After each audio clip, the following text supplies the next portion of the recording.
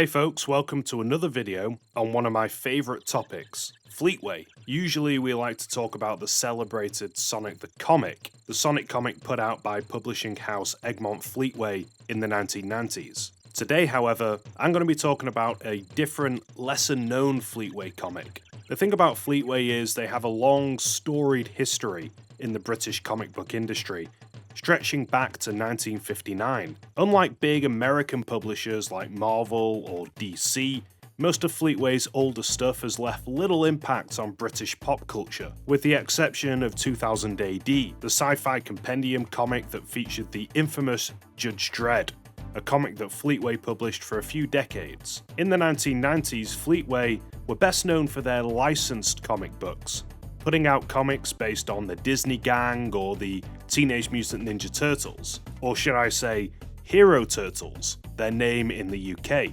Fleetway started putting out a Sonic comic in 1993, but particularly in its earlier years, the comic also featured plenty of non-Sonic strips. Sega franchises like Streets of Rage and Shinobi received stories in the pages of Sonic the Comic, as did non-Sega franchises like Konami's Rocket Knight Adventures. As far as I know though, Fleetway didn't publish any other video game-based comic books. Or so I thought. Late last year, a copy of an officially licensed Donkey Kong comic put out by Fleetway was showcased on NintendoLife.com, purchased and photographed by John Sapaniak. The comic is titled Donkey Kong Jungle Action Special and released in the summer of 1995. That's slap bang in the middle of the strangest and most exciting time to be a Donkey Kong fan. After first debuting as the eponymous villain in the Donkey Kong arcade game put out by Nintendo in 1981,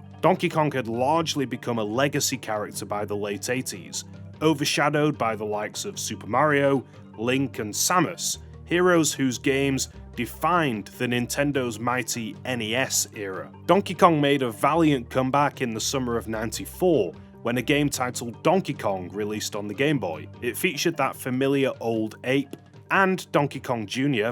battling Mario through a variety of puzzle-based levels. This would be DK's last hurrah before the release of Donkey Kong Country in November of the same year on the SNES. DK Country was put out by Rare, a British game development company who were in their prime at the time. Exactly how and why Rare ended up working on a Donkey Kong game is still up for debate. Some within Rare have suggested Nintendo tasked them with reviving a relatively dormant character. Others have suggested Rare were given free rein to develop a game based on any Nintendo character, and chose DK. Whatever the case, the game was a smash hit and propelled Donkey Kong back to mainstream relevance. It's worth noting that in the process, Rare significantly redesigned the character of Donkey Kong, or rather, replaced the old gorilla with a new one. We'll talk about that more later.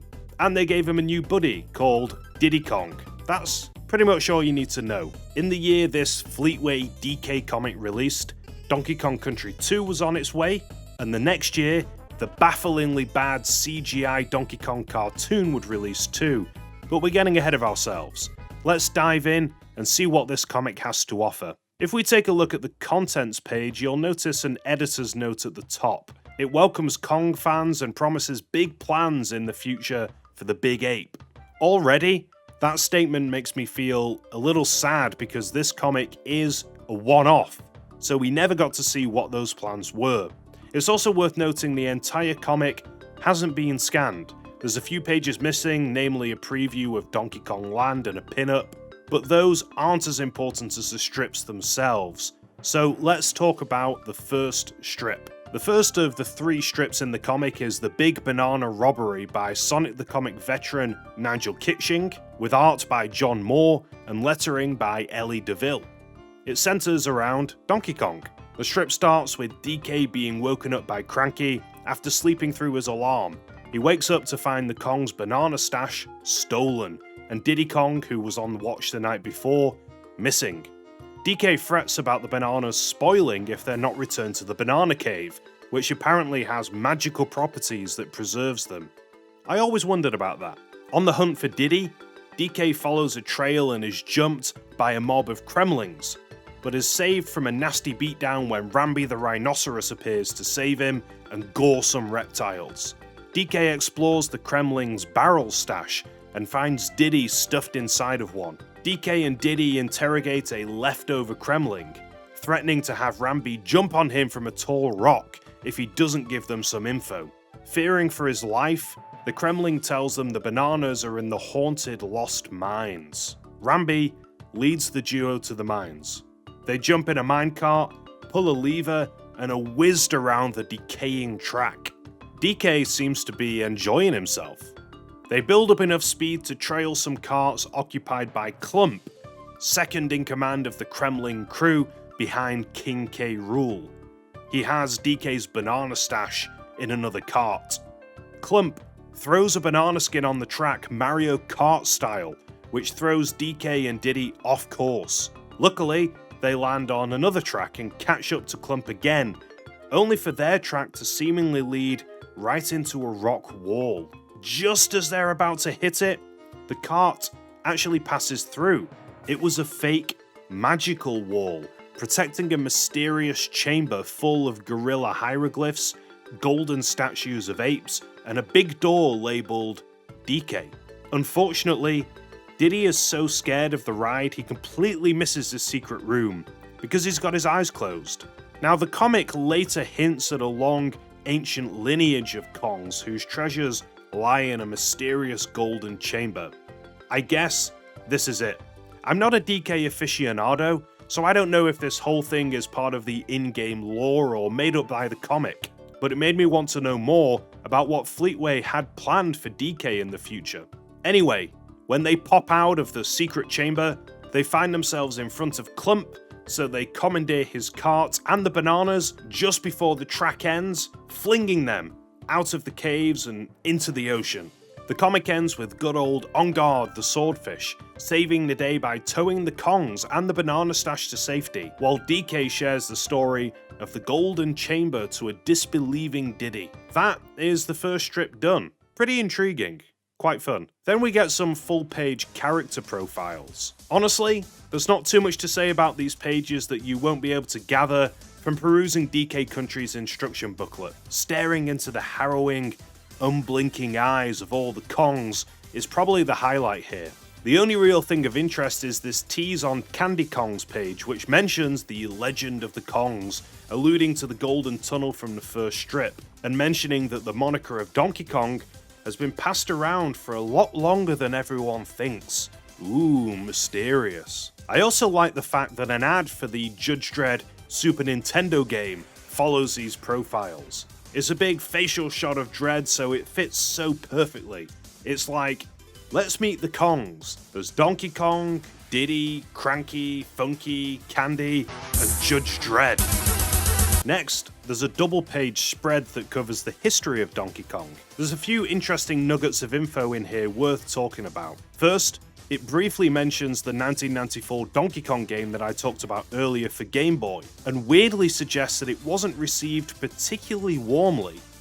Maybe it wasn't, I don't know, but looking back, this was one of my favourite Game Boy games, and it rightfully has a stellar reputation now. It's a kind of puzzle platformer that builds on the original arcade game. It's clever and great fun, and I'd recommend it to anyone. At multiple points in the comic, a so-called secret code that can be input into DK Country to unlock the original Donkey Kong is alluded to and debunked. I don't personally remember this rumour because I wasn't keeping a close eye on the Super Nintendo at the time, but I do remember similarly infuriating rumours and hoaxes, like the ones that promised secret characters in Street Fighter II or Mortal Kombat.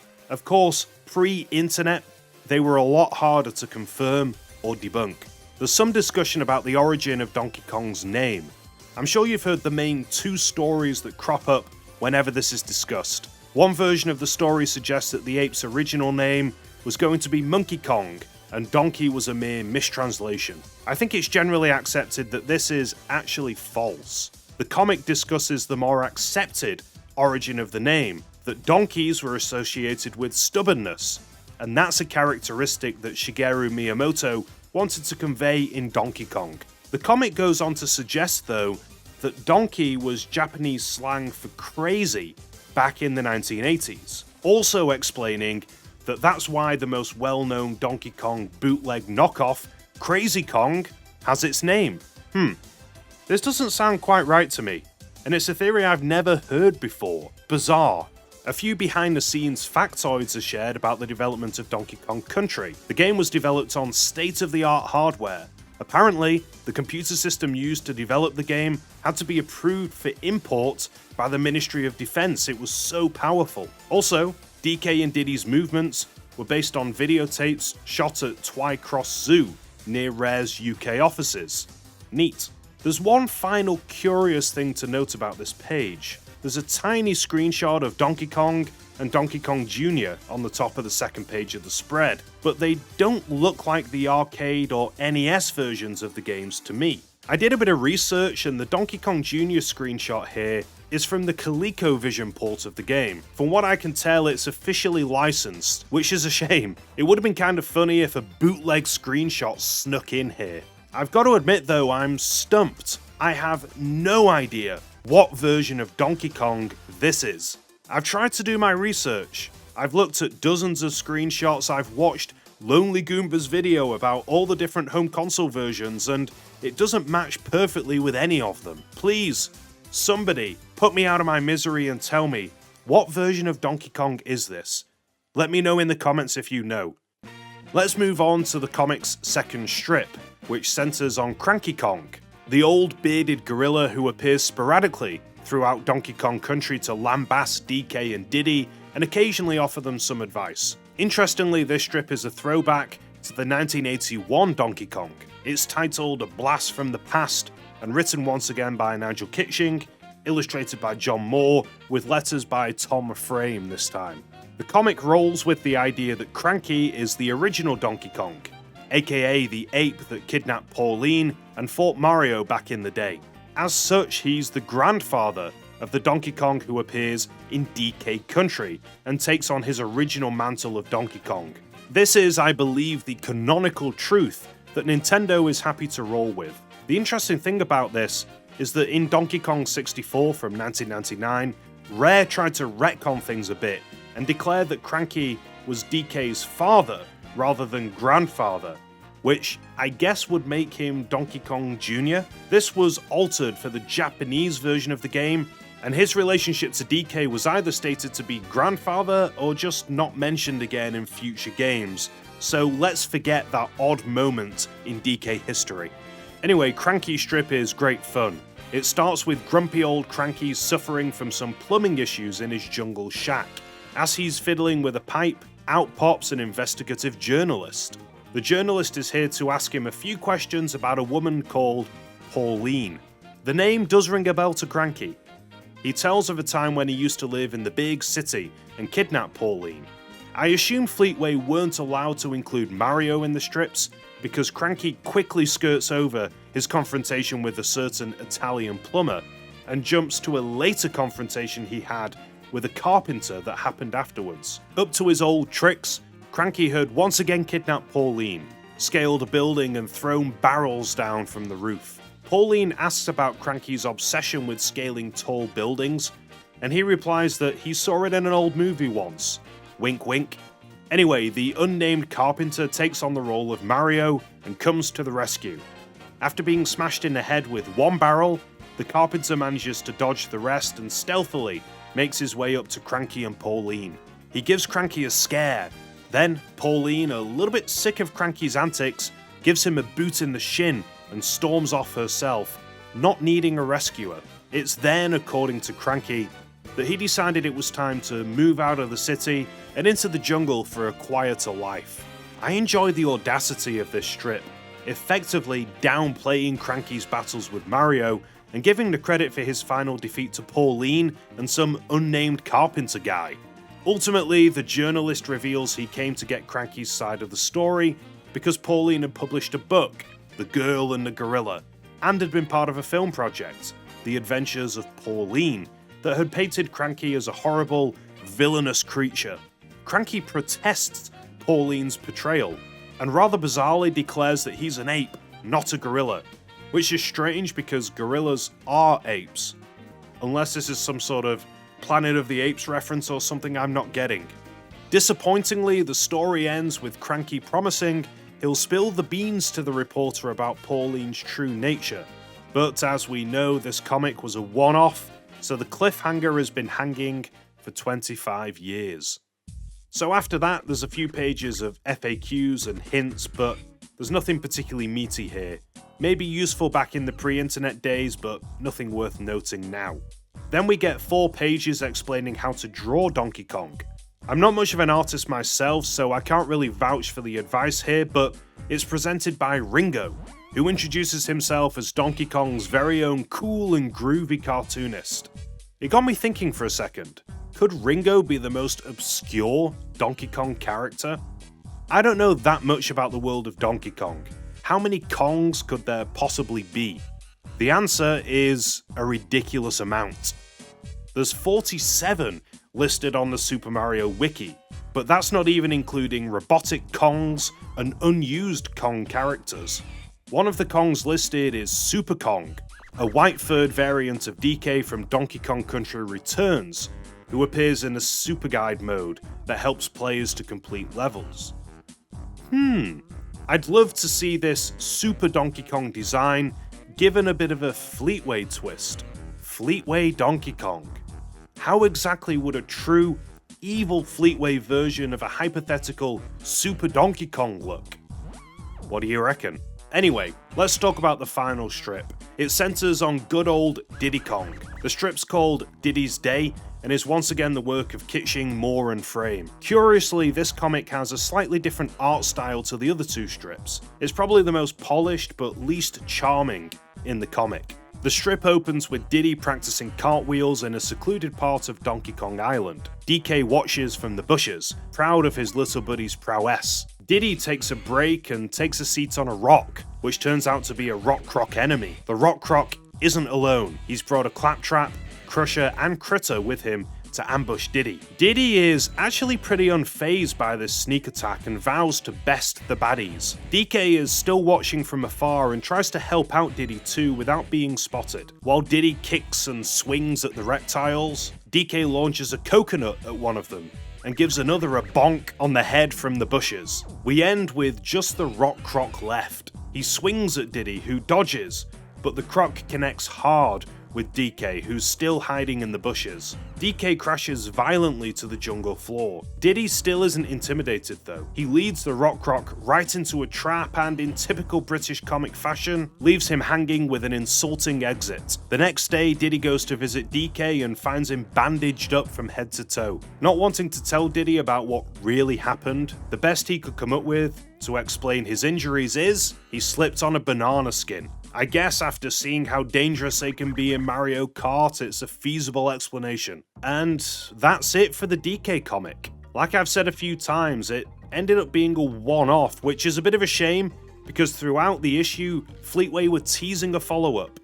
Exactly why this was a one-off, I don't know. I guess it might be down to sales. This comic remained a lost, obscure gem for decades, so maybe it didn't sell very well. That's not quite the end of the story though. In the early days of Sonic the Comic, the writer-illustrator pair of Richard Elson and Nigel Kitching, widely regarded to be the 2 responsible for most of the comic's best moments, worked on a pitch for a Fleetway Nintendo comic book. 2 pages of this pitch can be found online, showing a proposed cover with Mario and Luigi atop 2 Yoshis running away from a horde of enemies. There's a second page that shows a sneak peek of a story with the Mario brothers being confronted by Bowser and what looks like a monstrous version of Donkey Kong Jr. Honestly, I think the art of this 2-page spread trumps the DK comic, and has a lot more potential to flesh out the world of Mario compared to DK in my opinion. Elson has said that he actually preferred Mario to Sonic in the 90s,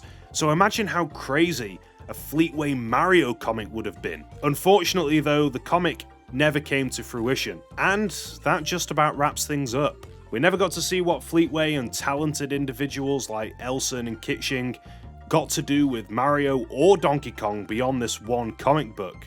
But hey, Fortunately, there's always more Fleetway Sonic stuff to talk about in the future. Nowadays, I kind of feel like video game companies are a little more protective of their intellectual properties, and we'll never see anything quite as off the wall or crazy as Fleetway's interpretation of Sonic ever again. Imagine if Fleetway's hypothetical Donkey Kong or Mario comic books got as dark, gritty, and downright bizarre as Sonic the comic. We can only imagine. Thanks again for watching, and hopefully, I'll see you next time.